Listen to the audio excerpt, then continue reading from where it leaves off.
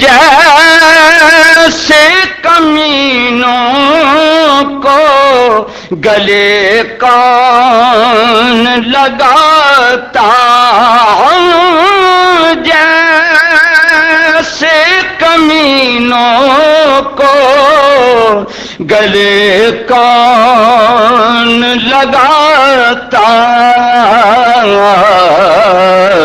سرکار اگر آپ ہمارے نہیں ہوتے، سرکار اگر آپ ہمارے نہیں ہوتے، جھولی میں اگر ٹکڑے تمہارے نہیں ہوتے، ملتی نہ اگر بھیک حضور آپ کے در سے، ملتی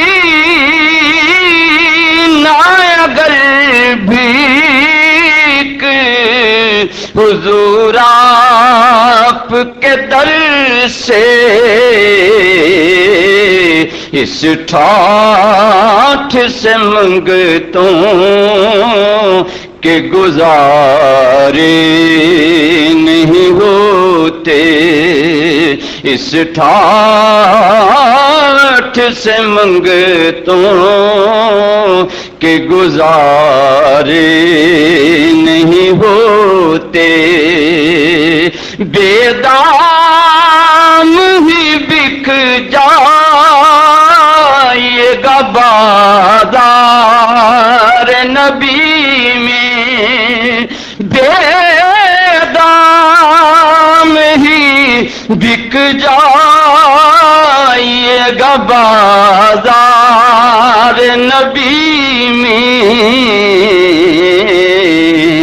اس شان کے سودے میں خسارے نہیں ہوتے، اس شان کے سودے میں خسارے نہیں ہوتے، ملتا نہ غریبوں کو کہیں اور ٹھکانہ، ملتا نہ غریبوں کو کہیں اور ٹھکانہ، سرکار اگر آپ ہمارے نہیں ہوتے، جھولی میں اگر ٹکڑے تمہارے،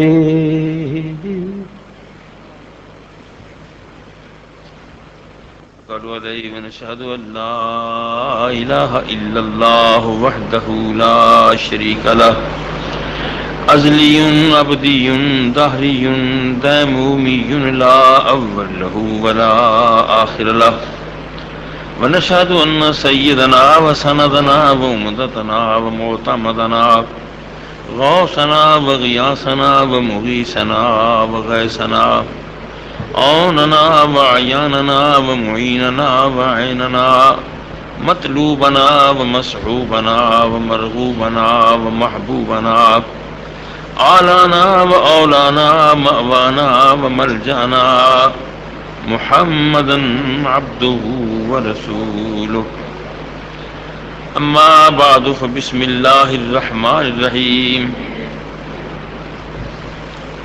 واللہ لأذهبن إلى ذلك اليتيم عسى الله أن يجعل لنا فيه برکہ۔ اللہ تعالی جل مجدہ کی حمد و ثنا حضور صلی اللہ علیہ وبارک وسلم کی ذات بابرکات پر ہدیہ درود و سلام کے بعد پچھلے جمعہ جو دوست آئے تھے یاد ہوگا، حضور سیدہ حلیمہ سعدیہ رضی اللہ تعالی عنہا حضور صلی اللہ علیہ وسلم کو لے کر قبیلہ بنی سعد گئیں. 2 سال تک وہاں حضور نے قیام فرمایا. پھر جو معاہدہ تھا اس معاہدہ کی تکمیل کے لیے حضور حلیمہ سعدیہ حضور کو لے کر واپس آئیں اور آ کر سیدہ آمنہ کے سپرد کیا کہ یہ میرا آپ کا معاہدہ تھا 2 سال کا تو میں لائی ہوں. مگر جاتے ہوئے طبیعت بڑی پریشان تھی کہ جس بیٹے کے گھر جانے سے لہر بہر ہو گئی، موجیں آ گئیں، جس کی بکریوں کے تھنوں میں دودھ کا قطرہ نہ تھا وہ شام کو ان کے تھن بھرے ہوتے ہیں، جنہیں کھانے پینے کی پریشانی تھی ان کے گھر میں نعمتوں کے وافر ذخیرے موجود ہیں. تو پھر دوبارہ عرض کی کہ اگر آپ اجازت دیں تو میں مزید 2 سال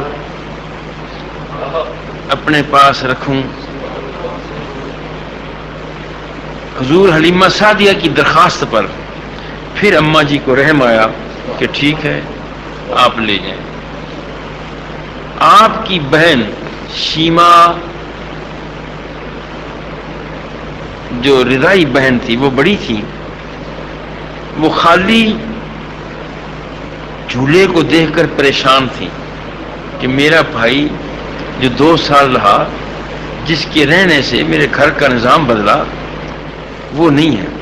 وہ دعائیں کر رہی تھیں، التجائیں تھیں ان کی کہ اماں خدا کرے کہ میرا بھائی پھر آئے.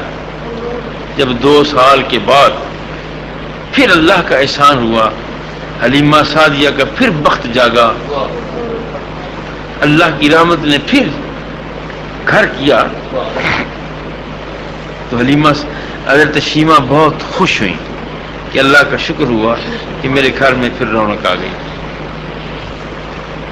اسی طرح اب حلیمہ سعدیہ رضی اللہ تعالی عنہا کا گھر انوار و تجلیات کا مرکز تھا، رحمات و برکات کا مرکز تھا.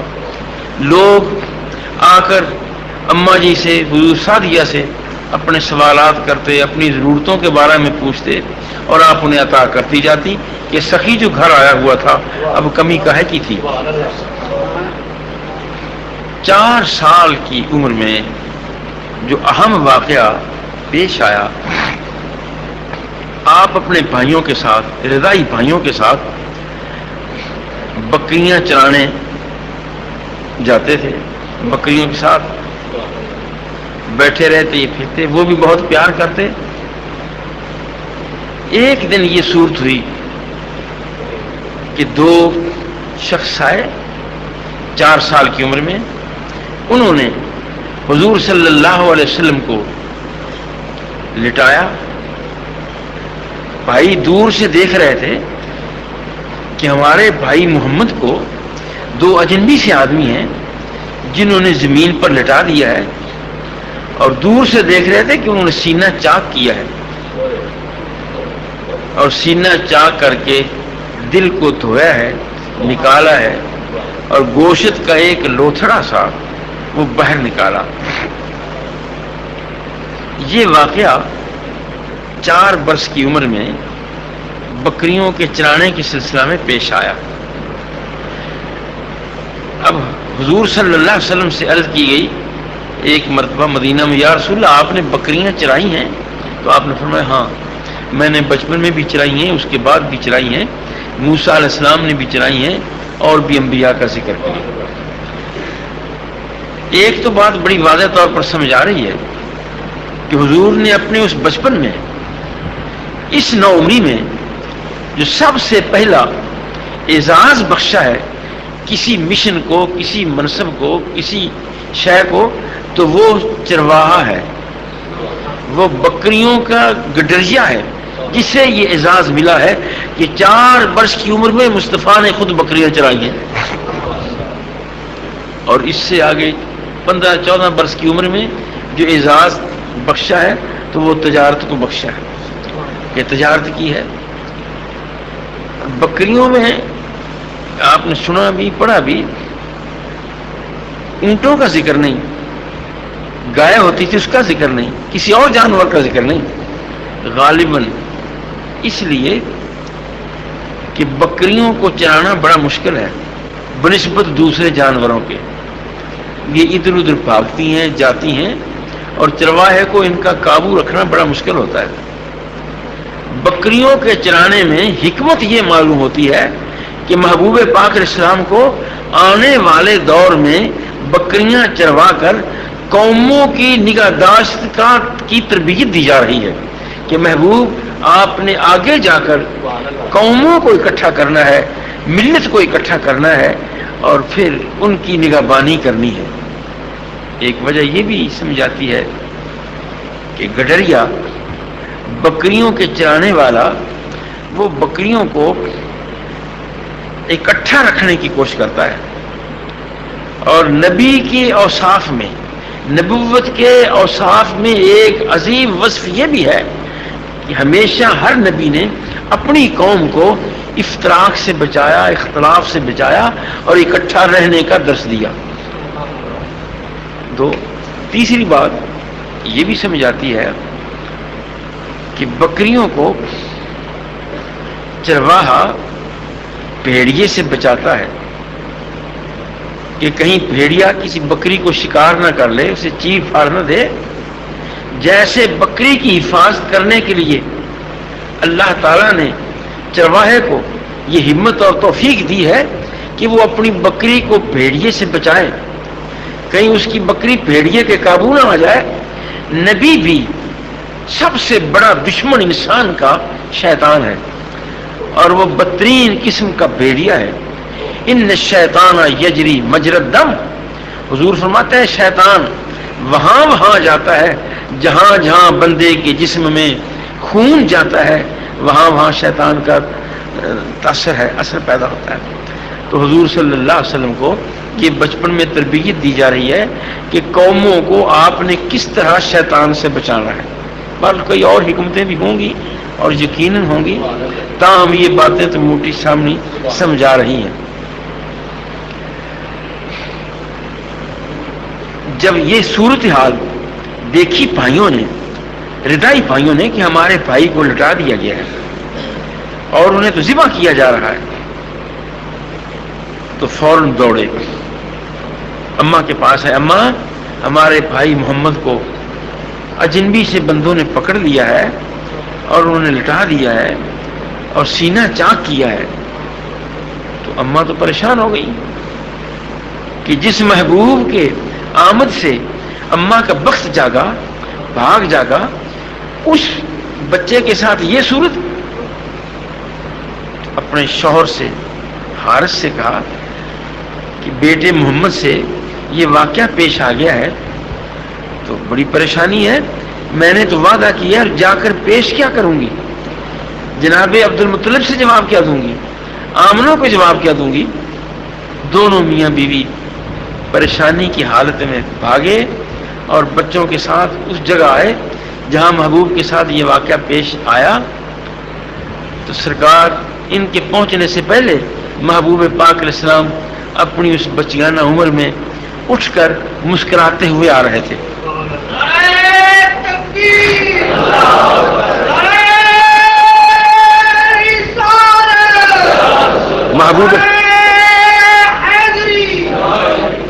محبوب انور سید عالم صلی اللہ علیہ وسلم مسکراتے آ رہے ہیں. ماں نے، اماں نے بڑی بے تابانہ انداز میں، بے خودی کے ساتھ پتہ نہیں کیا کیا پیار کیا ہوگا اور کس طرح محبوب کو سینے سے لگایا ہوگا، چوما ہوگا. کبھی پیشانی چومتی ہیں، کبھی سر چومتی ہیں، کبھی سینہ چومتی ہیں، کبھی بازو چومتی ہیں کہ بیٹے شکر ہے کہ اللہ نے تجھے بچایا. اتنا بڑا واقعہ ہے یہ شق صدر کا حضور کی زندگی میں پہلا واقعہ ہے. اس کے بعد بھی آئے ہیں، وہ آگے ذکر ہوگا. یہ پہلا واقعہ ہے شق صدر کا، سینہ چاک ہونے کا. یا ایک بات بڑی واضح ہے، حضور سیدہ حلیمہ سعدیہ رضی اللہ تعالیٰ نے سینے پر کوئی خون نہیں دیکھا، کپڑے پر کوئی خون نہیں دیکھا، نہ میاں نے نہ بیوی نے، اور نہ ہی حضور صلی اللہ علیہ وسلم پر پریشانی کے آثار دیکھے کہ حضور یہ فرمائے کہ اماں مجھے بڑی تکلیف ہوئی، میرا سینہ چاک ہوا، دل نکالا گیا، میرے ساتھ یہ ہوا نہیں. نہ تو حضور نے شکوہ کیا ہے اور نہ ہی اتنا بڑا آپریشن ہوا ہے اور نہ ہی خون بہا ہے. یہ کیا معاملہ ہے؟ ایک طرف تو یہ ہے کہ یہاں خون نہیں بہا. معراج کی رات جب شق صدر کا واقعہ پیش آیا ہے اور حرم شریف میں آیا ہے تو وہ بہت ہی واضح اور کھلا ہے. وہاں بھی پورا سینہ چاک ہوا ہے مگر خون کا قطرہ وہاں بھی نہیں بہا. نہ جسم پر ہے، نہ کپڑے پر ہے، نہ حرم شریف کی کسی اینٹ پر ہے، نہ کسی چٹائی پر ہے، نہیں ہے، خون نہیں ہے. ادھر تو یہ صورت ہے. مگر زندگی میں دیکھتے بھی ہیں کہ حضور صلی اللہ علیہ وسلم کا خون بھی بہا ہے، خون بھی بہا ہے. احد کے موقع پر جب دندان اثر پر پتھر لگا اور سر انور پر پتھر لگا ہے تو وہاں حدیث پاک میں آتا ہے کہ خون بہا ہے. حدیث شریف میں ہے حضور سیدہ فاطمہ الزہرا رضی اللہ تعالی عنہا خاکستر حضور کے زخم میں ڈال رہی تھی، بوری جلا کر، کپڑا جلا کر خاکستر زخم کو بند کر رہی تھی. خون بہ رہا تھا اور حضور سیدنا علی المرتضیٰ اپنی ڈھال میں دور سے پانی لا رہے تھے خون کو دھونے کے لیے. اب یہ دو صورتیں آپس میں متضاد نظر آتی ہیں. معمولی زخم لگا ہے تو خون بہا ہے، کڑی لگی ہے، خون بہا ہے، اور اس خون کو دھونے کے لیے حیدر کرار پانی لاتے ہیں. حضرت فاطمہ الزہرا چٹائی راکھ زخم میں رکھتی ہیں. یہ کیوں ہے؟ اور ادھر اتنا بڑا آپریشن ہے، خون نہیں ہے. معلوم ہوتا ہے کائنات کے شہنشاہ سید عالم صلی اللہ علیہ وسلم کی دو حالتیں ہیں. ان دونوں حدیثوں سے یہ بات جو سامنے آتی ہے واضح طور پر، حالتیں دو ہیں. ایک طرح اور بھی یہ دو حالتوں کی کیفیت نمودار ہوتی ہے. حضور فرماتے ہیں سو جانے سے وضو ٹوٹ جاتا ہے.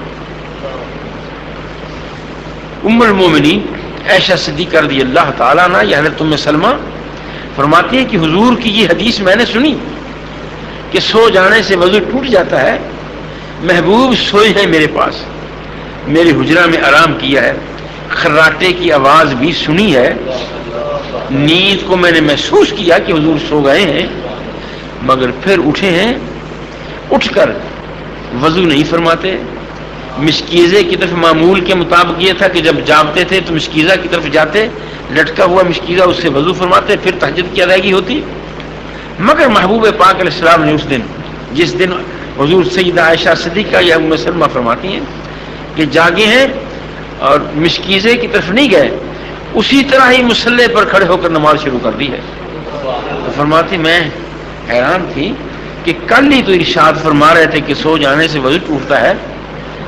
میں اپنے دل میں یہ بات نہ رکھ سکی، حضور سے عرض کی کہ حضور آپ نے تو فرمایا تھا کہ سو جانے سے وضو ٹوٹ جاتا ہے اور آپ تو رات سوئے ہیں، خراٹے کی آواز میں نے سنی ہے اور بغیر وضو کے آپ نے نماز پڑھی ہے، یہ کیا ماجرا ہے؟ تو کائنات کے شہنشاہ فرماتے ہیں عائشہ تنامان عینایا ولا ینام قلبی، عائشہ میری آنکھیں سوتی ہیں مگر میرا دل نہیں سوتا. اس حدیث پاک سے بھی حضور صلی اللہ علیہ وسلم کی دو کیفیتیں معلوم ہو رہی ہیں، دو حالتیں معلوم ہو رہی ہیں کہ آنکھیں سوتی ہیں دل نہیں سوتا، ورنہ میری یاد کی حالت اس کے خلاف ہے. آنکھیں سوتی ہیں تو دل بھی غافلی ہوتا ہے. عینا یتنامان ولا ینام قلبی، دل نہیں سوتا آنکھیں سوتی ہیں. ادھر اس شق صدر پر کچھ علماء نے یہ حدیث پاک جو شق صدر کی ہے، سینہ چاک کرنے کی، انہوں نے اس کی تعویل کی ہے اور کہتے ہیں کہ شق صدر سے مراد یہ لینا کہ حضور کا سینہ کھول دیا گیا اور دل کو نکالا گیا، دھویا گیا، یہ نہیں. شق صدر کا معنی ہے شرح صدر. یہ میں اپنی بات نہیں کر رہا، ان علماء کی بات کر رہا ہوں جو محدثین طبقہ سے تعلق رکھتے ہیں کہ شق صدر سے مراد ہے شرح صدر، کہ ہم نے تیرا سینہ کھول دیا. شرح صدر اور شق صدر کا بہت فرق ہے. شرح صدر، ایک بات مجھے نہیں پتا اور دل میں آ گئی، یہ شرح صدر ہے. ایک مسئلے کو میں نہیں جانتا، وہ دل میں آ گیا. ایک سوال کا جواب مجھے نہیں آتا، پریشان ہو گیا، اس کا جواب میرے دل میں آ گیا. اس کا نام ہے شرح صدر. ایک مسئلہ برادری کا مسئلہ ہے، اولاد کا مسئلہ ہے، بیٹے کا مسئلہ ہے، بیٹی کا مسئلہ، وہ حل نہیں ہو رہا، باوجود بسیار کوشش کے حل نہیں ہو رہا، مگر میرے ہی دل میں وہ بات آ جاتی ہے کہ اس کا حل یہ ہے. یہ شرح صدر ہے. شرح صدر اور ہے، شک صدر اور ہے. متفقہ بات جلیل القدر محدثین کی متفقہ بات یہ ہے کہ شک صدر کو اس کی حقیقت پر معمول کیا جائے کہ ٹھیک سینہ کھلا ہے، ٹھیک دل نکالا گیا ہے، اور ٹھیک دل دھویا گیا ہے، اور ٹھیک ایک لوتھڑے کو باہر نکالا گیا ہے اس پر. اور اللہ اس پر قادر ہے. اللہ قادر ہے کہ دل کے نکالنے سے بھی موت نہ آئے. ایک بات اس سے واضح ہوتی ہے کہ دل نکالا گیا ہے، موت نہیں آئی. معراج کی شب بھی ایسا ہوا ہے، سینہ چاک ہوا ہے. حضور فرماتے ہیں میرا سینہ چاک ہوا، شق صدر ہوا، اور نکال کر میرے دل کو نکال کر تھالی میں رکھا گیا، حسین تھالی میں، اور فرماتے ہیں میرے دل کو زمزم کے پانی سے دھویا گیا. اور فرماتے ہیں کہ میں دیکھ رہا تھا، میں اس منظر کو دیکھ رہا تھا کہ میرے دل کے ساتھ یہ کیا جا رہا ہے. اس کا معنی واضح ہوا کہ دل نکالا گیا ہے، موت نہیں آئی. فرما رہے ہیں کہ میں دیکھ رہا تھا، دل نکالا گیا ہے، موت نہیں آئی. یہاں آج تو یہ حالت ہے کہ دل پر ذرا چوٹ آ جائے تو صاحب، دل پر چوٹ آئی، ہارٹ اٹیک ہو گیا، ذرا دل کو کوئی تکلیف ہوئی، بندہ گیا. مگر محبوب کا دل اس وقت بھی 4 برس کی عمر میں بھی نکالا گیا ہے. معراج کی شب بھی نکالا گیا ہے. موت واقع نہیں ہوتی، موت واقع نہیں ہوتی. اگر اس سے یہ استدلال قائم کیا جائے تو میرا خیال ہے کوئی حرج نہیں. جس ذات والا صفات کا دل نکال لیا جاتا ہے اور موت واقع نہیں ہوتی. دل نکالا گیا ہے، موت نہیں آئی. اگر اس کی روح نکالی جائے تو موت کیسے آ جائے گی؟ یہ بھی تو بات سمجھا. بڑی موٹی سی بات ہے کہ جس ذات والا صفات کے دل کے نکالنے سے موت واقع نہیں ہوئی، اگر ان کی روح کو نکالا گیا ہے تو اس پر بھی موت کا کیا ہوا؟ ایک ضابطہ تھا، پورا ہو گیا. روح کے نکالنے سے موت کا اطلاق ہو گیا. مگر یہ بات یاد رہے، پھر کہیں بھول نہ جاؤں کہ میری موت اور رسول اللہ کی موت میں کروڑ ارب خرب درجوں کا فرق ہے. بہت بے تحاشا، زمین و آسمان سے زیادہ فرق نمایاں. میری روح اعلی علیین میں چلی جاتی، مومن کی روح، چونکہ مومن کی روح مومن کے دل میں رہی، تنگ رہی، 50 سال 100 سال رہی، اور یہ نماز روزہ کرتا رہا. اس کا صلہ یہ سے ملا کہ اعلی علیین میں سے روح کو رکھ دیا گیا. وہ مقام، اعلی علیین کا مقام میرے سینے سے کہیں زیادہ اچھا تھا، میرے جسم سے کہیں زیادہ اچھا تھا.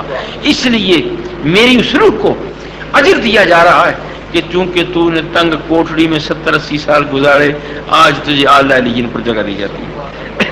وہ اللہ تھا. مگر محبوب کی جب روح نکلی ہے تو یہ روح پاک کہاں گئی، کہاں رکھا گئی؟ اگر اسے اعلی علیین میں رکھا جاتا ہے تو اس روح کا حق ادا نہیں ہوتا. میری روح کو اس لیے رکھا گیا تھا کہ اعلی علیین میرے جسم سے افضل ہے، اعلیٰ ہے، حسین ہے. جنت میں اس لیے رکھا گیا کہ جنت میرے جسم سے بہت آگے ہے. مگر محبوب کی روح کو کہاں رکھا جائے گا؟ اگر اس کو جنت میں رکھا جاتا ہے تو جنت کا مقام گھٹ ہے، سینہ مصطفیٰ کا مقام زیادہ ہے. اگر اس روح کو اعلی علیین میں رکھا جاتا ہے تو اعلی علیین کا درجہ بہت کم ہے اور سینہ مصطفیٰ کا درجہ بہت زیادہ ہے. سینہ مصطفیٰ کا درجہ بہت اچھا، بہت اچھا. اگر عرش پر رکھا جاتا ہے تو عرش بہت نیچے ہے، سینہ مصطفیٰ بہت آگے ہے. اس لیے کوئی بھائی کہا کہ چونکہ تیرے لیے کوئی زمین و آسمان میں اور جگہ ہی نہیں ہے، اس لیے نکل تو آئی تاکہ وہ ضابطہ پورا ہو جائے موت کا مگر جا وہیں چلی جا جہاں سے آئی تھی، اور محبوب انور سے۔ اسی لیے امام محمد غزالی فرماتے ہیں جب تو حاضر ہو رسول اللہ کے دربار پر، فتیقن ان رسول اللہ صلی اللہ علیہ وسلم، تو یقین کر کہ رسول اللہ تیرے سلام کو سن رہے ہیں اور جواب دے رہے ہیں بجسد شریف، اپنے جسد شریف کے ساتھ، جسم پاک کے ساتھ تیرے سوالوں کا جواب دے رہے ہیں۔ تو حضور کی زندگی میں اور میری تیری زندگی میں اربوں خربوں کا فرق ہے۔ عام زندگی، میری زندگی اور ولی کی زندگی کا فرق، ولی کی زندگی شہید کی زندگی کا فرق، شہید کی زندگی اور نبی کی زندگی کا فرق، نبی کی زندگی کا نبیوں کے نبی کی زندگی کا فرق تو واضح ہے۔ حضور صلی اللہ علیہ وسلم کی ذکر یہ کر رہا تھا کہ 2 درجے ہیں۔ عہد میں زخم بہا ہے،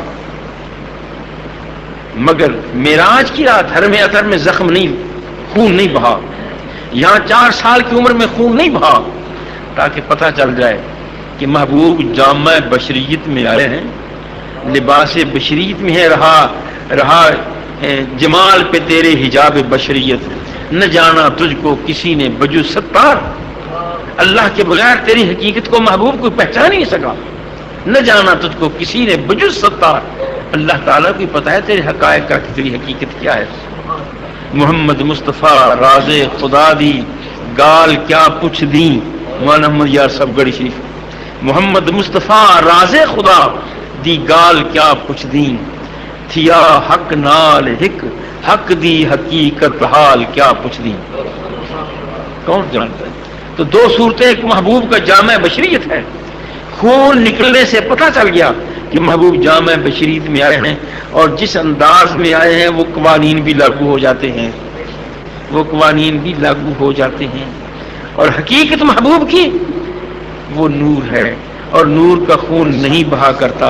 جس جامع میں آئے ہیں وہ بشریت ہے، اور بشریت کے اطلاق میں یہ ساری چیزیں آ جاتی ہیں۔ تو جب یہ کیفیت اماں جی نے دیکھی، حضور سیدہ حلیمہ سعدیہ رضی اللہ تعالیٰ عنہ نے بے شمار برکتیں دیکھی، اب پریشان ہیں۔ آپ نے ایک عجیب واقعہ بھی نقل کیا ہے سیرت حلبیہ میں۔ حضور سیدہ حلیمہ فرماتی ہیں کہ میں محبوب کو بچپن میں لے کر بیٹھی تھی تو ایک بکریوں کا ریوڑ گزرا، وہ سیدھا جا رہا ہے، ان کا رکھوالا چرواہا ان کا پیچھے تعاقب کر رہا ہے، وہ ساری اکٹھی جا رہی ہیں، مگر میں حیران ہوئی کہ ایک بکری اچانک اس ریوڑ سے نکل کر وہ میرے پاس آ گئی، اور اس نے آ کر